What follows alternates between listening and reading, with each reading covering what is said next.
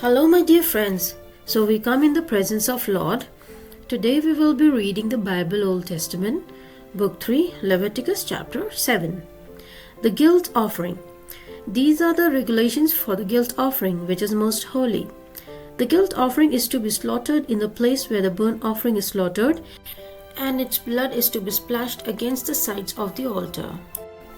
All its fat shall be offered, the fat tail and the fat that covers the internal organs, both kidneys with the fat on them near the lions, and the long lobe of the liver, which is to be removed with the kidneys. The priest shall burn them on the altar as a food offering presented to the Lord. It is a guilt offering. Any male in a priest's family may eat it, but it must be eaten in the sanctuary area. It is most holy. The same law applies to both the sin offering and the guilt offering. They belong to the priest who makes atonement with them. The priest who offers a burnt offering for anyone may keep its hide for himself. Every grain offering baked in an oven or cooked in a pan or on a griddle belongs to the priest who offers it. And every grain offering, whether mixed with olive oil or dry, belongs equally to all the sons of Aaron. The fellowship offering. These are the regulations for the fellowship offering anyone may present to the Lord. If they offer it as an expression of thankfulness, then along with this thank offering they are to offer thick loaves made without yeast, with olive oil mixed in, thin loaves made without yeast and brushed with oil, and thick loaves of the finest flour, well kneaded and with oil mixed in. Along with their fellowship offering of thanksgiving, they are to present an offering with thick loaves of bread made with yeast. They are to bring one of each kind as an offering, a contribution to the Lord. It belongs to the priest who splashes the blood of the fellowship offering against the altar. The meat of their fellowship offering of thanksgiving must be eaten on the day it is offered. They must leave none of it till morning. If, however, the offering is the result of a vow or is a free will offering, the sacrifice shall be eaten on the day they offer it, but anything left over may be eaten on the next day. Any meat of the sacrifice left over till the third day must be burnt up.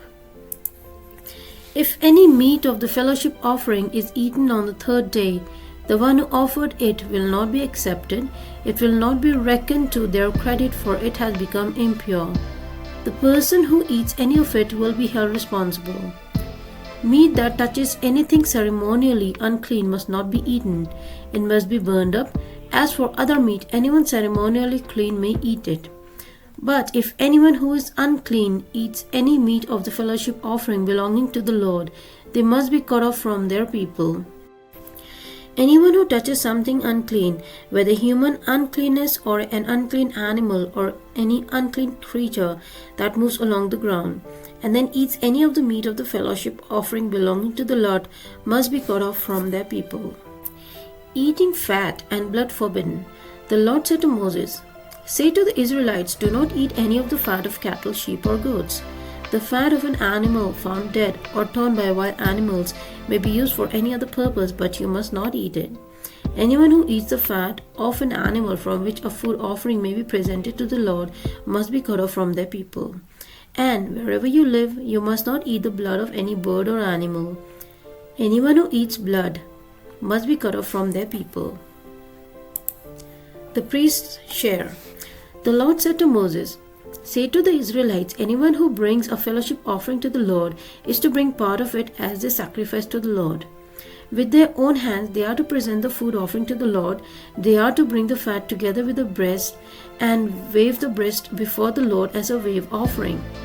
The priest shall burn the fat on the altar, but the breast belongs to Aaron and his sons. You are to give the right thigh of your fellowship offerings to the priest as a contribution.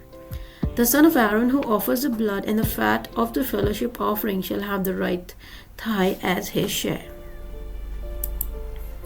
From the fellowship offerings of the Israelites, I have taken the breast that is waved and the thigh that is presented and have given them to Aaron, the priest and his sons as their perpetual share from the Israelites. This is the portion of the food offerings presented to the Lord that are allotted to Aaron and his sons on the day they were presented to serve the Lord as priests. On the day they were anointed, the Lord commanded the Israelites to give this to them as a perpetual share for the generations to come. These then are the regulations for the burnt offering, the grain offering, the sin offering, the guilt offering, the ordination offering, and the fellowship offering, which the Lord gave Moses at Mount Sinai in the desert of Sinai, on the day he commanded the Israelites to bring their offerings to the Lord. So this is the end of the chapter. We will continue in the next video. In the name of the Father, Son, and the Holy Spirit, God bless you all. Kindly like, share, and subscribe. Press the bell icon so that you may get notification of the next chapter uploaded. Take care. Bye-bye.